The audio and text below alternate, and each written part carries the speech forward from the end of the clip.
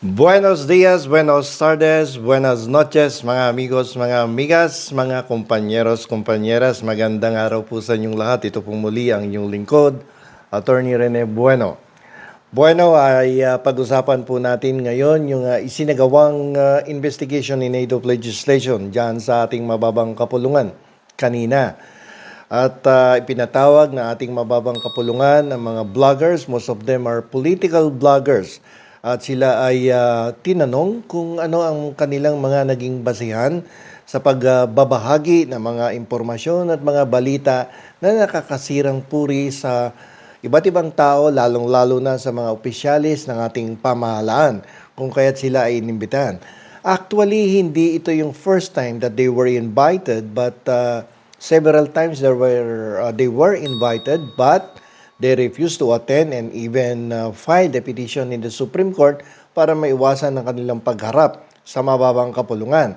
Kaya nga lamang, ngayon ay napuwersa na sila sapagkat they were given a warning that if ever they will not appear in today's investigation in aid of legislation, they will be cited for contempt at ang resulta niyan ay sila ay makukulong diyan sa ating House of Representatives. So, na-compel sila, may umati ng 8 or 9 kanina at sila po ay inusisa ng ating mga kongresista sa pamumuno ni Congressman Abante, Congressman Ako, piyata yan, si Paduano, si Congressman Paduano.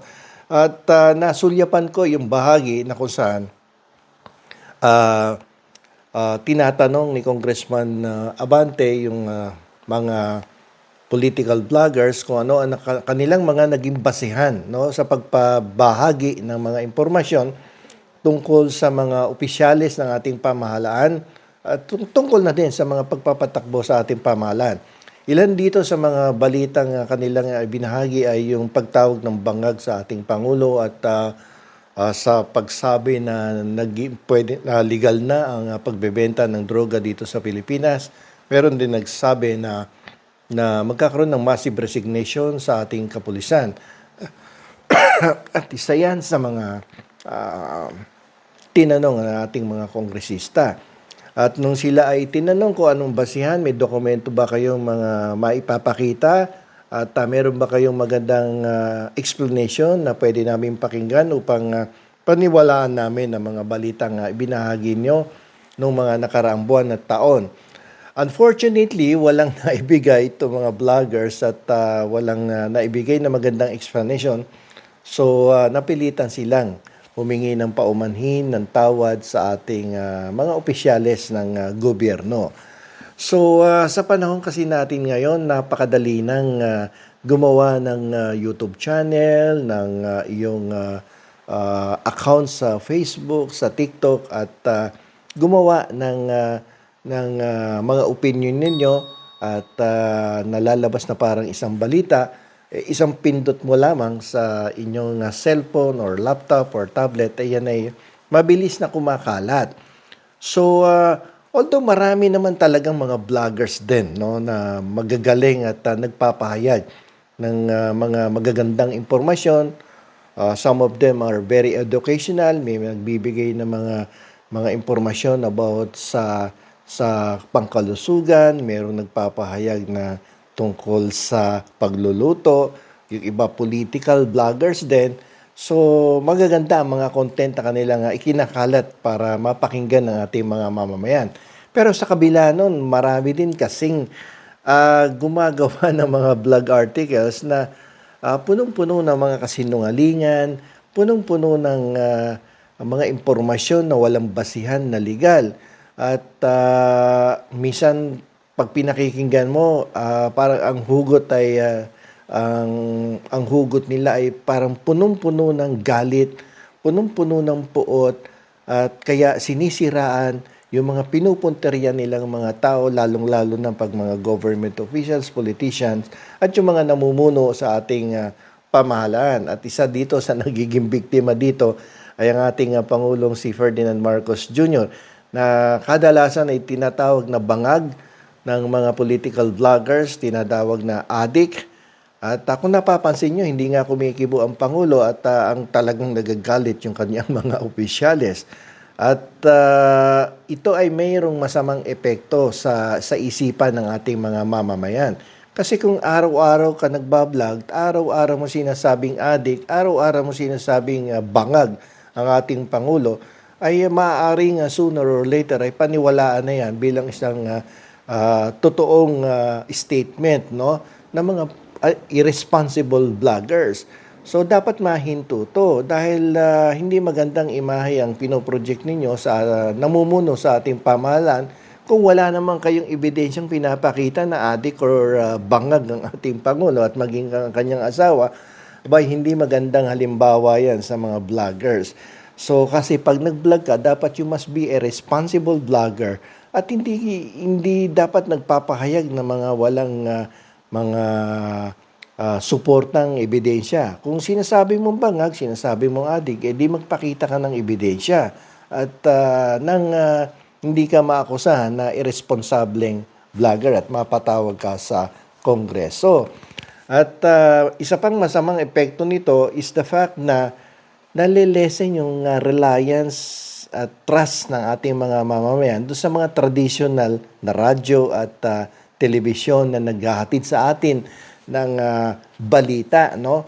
At kasi nawiwili ng makinig doon sa mga vloggers na naghahatid ng mga irresponsableng impormasyon, mga balitang walang basihan at yun nga may halong galit at puot ang way of sending the information to the public.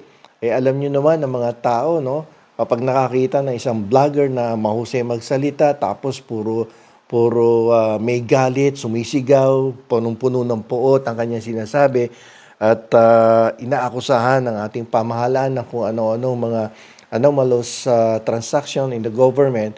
Although hindi ko naman sinasabing malilinis lahat yan, no? At kaya nga lang, mga nakapuntirya dito kasi yung ating Pangulo at talaga naman binabanatan ng gusto na siya ay adik at bangag. So pag ganon, naniniwala tuloy yung tao. Ako may napanood na isang vlogger na hindi naman naka-base dito sa Pilipinas, pero siya ay araw-araw ay nagbablog at tinatawag na bangag at adik ang ating Pangulo. Nung una ko itong pinanood, kala ko may mga basihan na pinaguhugutan itong vlogger na to. Pero kalauna, nakita ko na talagang ang intensyon ng tao na to ay magpakalat ng peking balita at sirain ang kapurihan, ang reputasyon ng namamahala sa ating bansa. At yun na nga. So, pag araw-araw mo napapakinggan yung mga ganyang klaseng vloggers, sooner or later, parang mapapaniwala mo na tuloy yung taong bayan na totoo yung pinagsasabi nitong isang irresponsableng vlogger.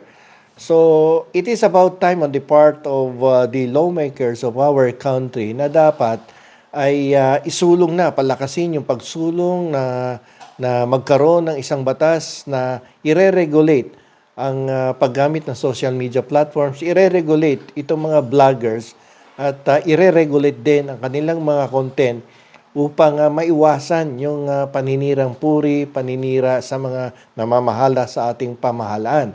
Although there will be legal challenges dito sa proposal na to na magkaroon ng regulatory body because usually ang ini-invoke dyan is the freedom of the press and the freedom of expression as enshrined in our 1987 Constitution. But I believe there will be some legal remedies in order to overcome these legal challenges that may be posed by other people opposing the establishment of a body that would regulate vloggers and the use of these different social media platforms. At also dapat magkaroon ng pagtutulungan ng ating mga kababayan at also yung mga namamahala sa different social media platforms. Kapag nakita mo na ang content dapat hindi maganda at talaga namang halatang peke at puro paninira lamang ang ginagawa, dapat tanggalin na yun sa social media platforms, sa Facebook man o sa YouTube yan or sa TikTok.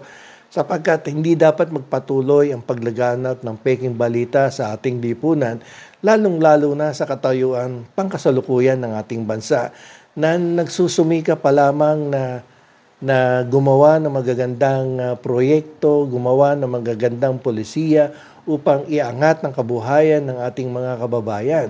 Kapag tayo ay nagsimula at nagpatuloy na magsiraan sa bawat isa, ay walang mararating ang ating bansa sapagkat kahit gaano kaganda ang intensyon ng isang gobyerno, ng mga leader ng ating gobyerno, kung ito ay patuloy na sisiraan araw-araw, ay walang mararating ang ating pamahalaan, kundi mananatiling ganito na lamang ang sitwasyon at katayuan ng ating kabuhayan dito sa Pilipinas. Hindi maganda na araw-araw na lang naninira diyan sa social media.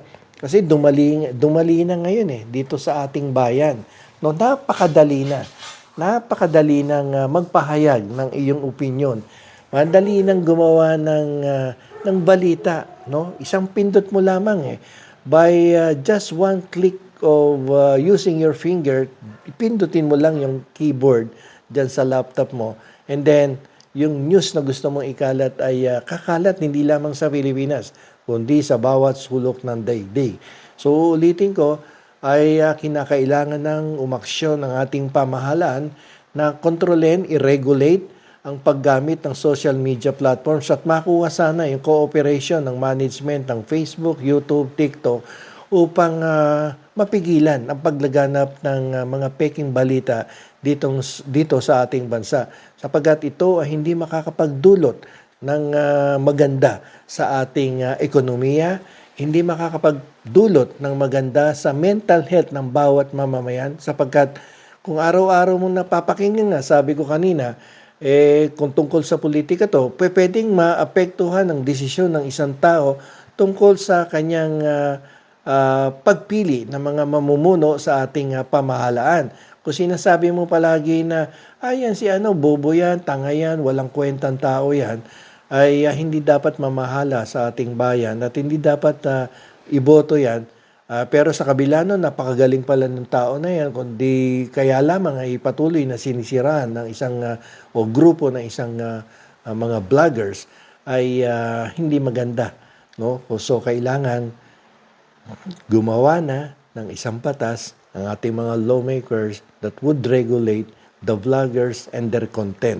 And the social media platforms dapat makontrol yan at dapat makakuha ng pakikipagtulungan sa mga namamahala ng different social media platforms. At hindi lamang yan. Yung ating mga mamayan dapat na magtulungan din. Na kung may makikita kayong mga nagpapalaganap ng mga peking balita, i-report nyo kagad, no? Sa management ng Facebook, sa management ng YouTube, sa management ng TikTok.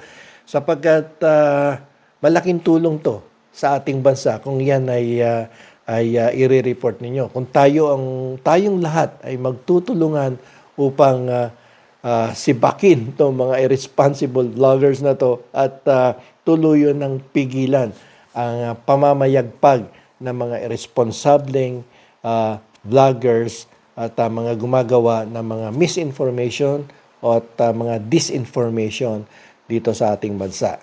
So, hanggang dito na lamang po. Ito pong muli ang inyong lingkod, Attorney Rene Bueno.